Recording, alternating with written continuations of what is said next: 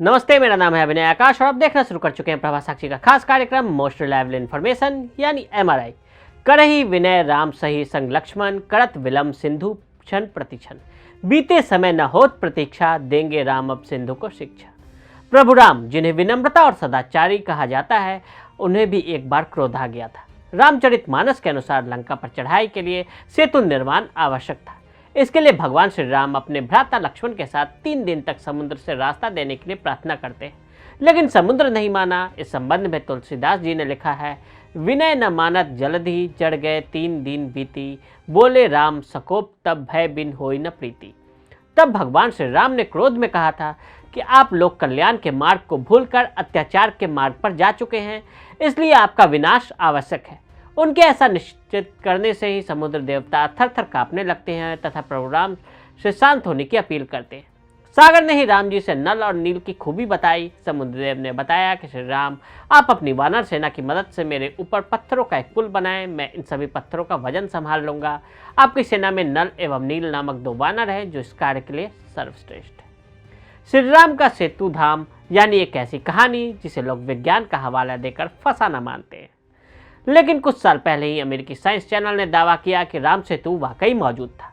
उनका कहना है कि रामेश्वरम और श्रीलंका के बीच बहुत सारे ऐसे पत्थर मिलते हैं जो 7000 साल पुराने हैं। यहाँ तक कि विज्ञान के जानकार भी राम सेतु के अस्तित्व को मान रहे हैं, जिसका जिक्र रामायण में है। अतः समुद्र के बीच का राम सेतु कहाँ है, अगर है तो किस रूप में है? भारत और श्रीलंका के बीच के वो 8 टापू जो सबूत बनकर आज भी मौजूद है, जो आज भी राम कथा की गवाही देते हैं। राम सेतु का संबंध रामायण से है। श्री राम और उनकी वानर सेना ने माता सीता को रावण से मुक्त कराने के लिए एक पुल बनाया था, जिसे राम सेतु नाम दिया गया। ये पुल मनुष्य द्वारा बनाया गया है या प्राकृतिक, इस पर पिछले कई सालों से बहस चल रही है। कैसे हुई विवाद की शुरुआत? राम सेतु तमिलनाडु के दक्षिण पूर्वी तट पर पंबन द्वीप और मन्नार द्वीप के बीच बनी एक श्रृंखला है। राम सेतु को आदम का पुल भी कहा जाता है। रामायण महाकाव्य के अनुसार सीता को बचाने के लिए श्रीलंका पहुंचने के लिए भगवान राम व उनकी वानर सेना के द्वारा इस पुल का निर्माण किया गया था।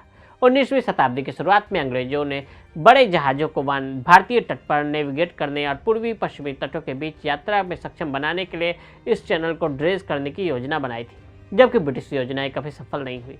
इस परियोजना को स्वतंत्र भारत में सेतु समुद्रम परियोजना के रूप में पुनर्जीवित किया गया था। हालांकि इस प्रस्ताव का उन समूहों द्वारा लगातार विरोध किया गया जो संरचना और रामायण के बीच संबंध में विश्वास करते हैं। नतीजतन स्वतंत्र भारत के राजनीतिक परिदृश्य में इस बात पर बहस छिड़ गई कि क्या राम सेतु वास्तव में भगवान राम द्वारा बनाया गया था या नहीं। राम सेतु के प्रति औपनिवेशिक रवैया। यह ध्यान देने योग्य है कि भारतीय धार्मिक मान्यताओं को बदनाम करने की औपनिवेशिक प्रथा के विपरीत जब राम सेतु की बात आई तो यूरोपीय दृष्टिकोण ने संरचना के आसपास की पौराणिक कथाओं को सूक्ष्म रूप से मजबूत किया। 2 पुस्तकें, एडम्स ब्रिज रूटलेस 2023 और राम सेतु रूपा 2023 के लेखक प्रोफेसर अरूप के चटर्जी बताते हैं कि उनके पास ज्ञान, विमर्शा, विनम्रता की बहुत सार्थक नीति थी। औपनिवेशिक भूवैज्ञानिकों ने राम सेतु के आसपास के मिथक की सत्यता पर कोई रुख नहीं अपनाया। उन्हें पूरा विश्वास था कि उन्हें यह समझाने की जरूरत नहीं है कि राम एक वास्तविक व्यक्ति थे या नहीं, बल्कि पौराणिक कथाओं को बहुत सम्मान के साथ देखा जाता है। आज़ादी के बाद राम सेतु विवाद। स्वतंत्र भारत की पहली सरकार द्वारा सेतु समुद्रम परियोजना समिति का गठन किया गया, जिसके अध्यक्ष ए रामास्वामी मुदलियार थे। समिति ने सिफारिश की कि नहर परियोजना को तुतीकोरन हार्बर परियोजना से जोड़ा जाए। सेतु समुद्रम परियोजना के समर्थकों ने तर्क दिया कि इससे तमिलनाडु के पिछड़े जिले जैसे तिरुनेवेली और रामनाथपुरम को विकसित करने में मदद मिलेगी। 1963 में भारत सरकार ने गहरे समुद्री बंदरगाह को एक प्रमुख समुद्री केंद्र में बदलने के लिए तुतीकोरन हार्बर परियोजना को मंजूरी दी। हालांकि सेतु समुद्रम परियोजना को आगे नहीं बढ़ाया गया।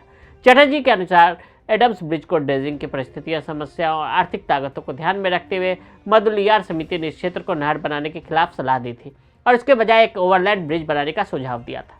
समिति के सुझाव को वास्तव में स्वीकार कर लिया गया था, लेकिन परियोजना को अंततः छोड़ दिया गया। हालांकि परियोजना में रुचि एक बार फिर 1983 में और फिर 1994 में पुनर्जीवित हुई, जब तमिलनाडु सरकार ने परियोजना को अध्ययन और विस्तृत किया। तब तक सेतु समुद्रम परियोजना एक आदर्श में बदल चुकी थी, जिसका चुनावी अभियानों में तेजी से उपयोग किया जा रहा था।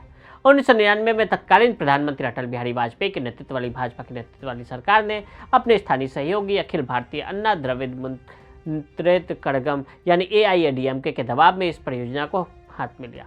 2008 में प्रकाशित एक शोध में पत्र में राजनीतिक वैज्ञानिक क्रिस्टोफर जफर लॉट ने दावा किया कि 2000 और 2001 के बजट में तत्कालीन केंद्रीय वित्त मंत्री यशवंत सिन्हा ने सेतु संबंधन परियोजना की व्यवहारिकता के लिए 4.8 करोड़ रुपए आवंटित किए थे। परियोजना तब 2004 में एनडीए शासन के तहत शुरू हुई, जब वाजपेयी सरकार ने शिपिंग चैनल बनाने के लिए 3500 करोड़ रुपए के बजट को मंजूरी दी।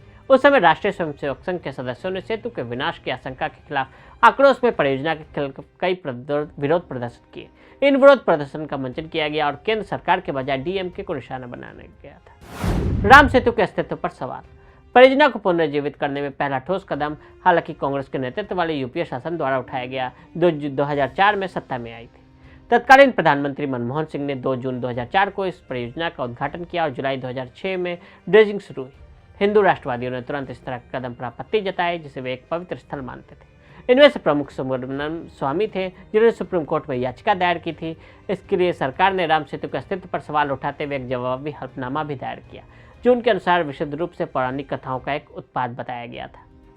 परियोजना की वर्तमान स्थिति। सेतु संबंधन परियोजना का पर्यावरण आधार पर भी विरोध किया गया। कुछ का दावा है कि यह समुद्री जीवन को नुकसान पहुंचाएगा और सोल की रेखा के ड्रेजिंग से भारत का तट सुनामी के प्रति अधिक संवेदनशील हो जाएगा।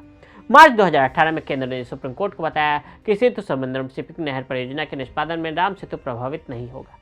सुब्रमण्यम स्वामी की याचिका। राम सेतु को तोड़ने की योजना यूपीए सरकार के दौरान अमल में लाई जानी थी, जिसके बाद सुब्रमण्यम स्वामी ने सुप्रीम कोर्ट में इसका विरोध किया। उन्होंने यूपीए सरकार की योजना पर रोक लगाने की मांग की थी, जिसके बाद भाजपा नेता सुब्रमण्यम स्वामी की याचिका पर राम सेतु को राष्ट्रीय स्मारक घोषित किए जाने की मांग को लेकर सुप्रीम कोर्ट गए। राम सेतु का वर्णन किन किन शास्त्रों में है? वाल्मीकि रामायण में लिखा है कि इस पुल को बनाने के लिए हाई टेक्नोलॉजी का इस्तेमाल किया गया। बंदर लोग मशीनों पर लाद कर पत्थर यहाँ तक लाए। 100 योजन लंबा पुल था। एक योजन को 13 से 15 किलोमीटर तक का माना जाता है। वाल्मीकि रामायण में ही लिखा है कि इतने लंबा तक कुछ बंदर रस्सी पकड़कर खड़े थे ताकि पुल का निर्माण एकदम सीधा हो। वाल्मीकि रामायण में इस पुल का नाम नल सेतु था। इसके अलावा कालिदास के रघुवंश, विष्णु पुराण, स्कंद पुराण, अग्नि पुराण, ब्रह्म पुराणों में भी सेतु का जिक्र है। तो आज हमने आपको राम सेतु से जुड़े रहस्यों के बारे में बताया। आज के लिए दी इजाजत। ऐसी रिपोर्ट्स को देखने के लिए प्रभा साक्षी के साथ लगातार बने रहें। वीडियो को देखने के लिए फेसबुक और ट्विटर पर फॉलो करें। यूट्यूब पर प्रभा साक्षी को सब्सक्राइब करें।